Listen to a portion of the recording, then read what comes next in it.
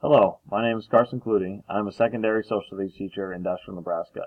This is my 5th year in education and my 5th year at Deschler. My wife is also a teacher. She teaches 2nd grade at Thayer Central, a nearby school. We have 2 kids. Cooper is 2 and Carter will be 4 months, was 4 months yesterday. So we're pretty busy, but needless to say, most of our conversations do revolve around education.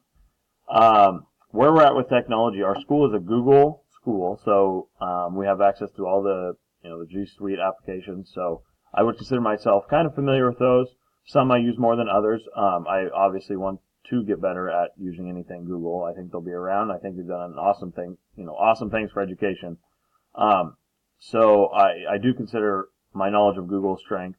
I also feel a strength of mine is that I'm pretty up to date with the newest technologies, although I would like to incorporate more VR into my classroom.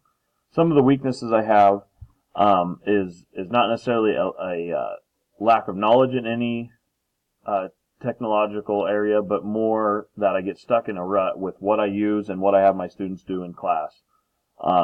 Having to do the same thing, for a couple years in a row, I need to expand my horizons so that theirs can be expanded as well.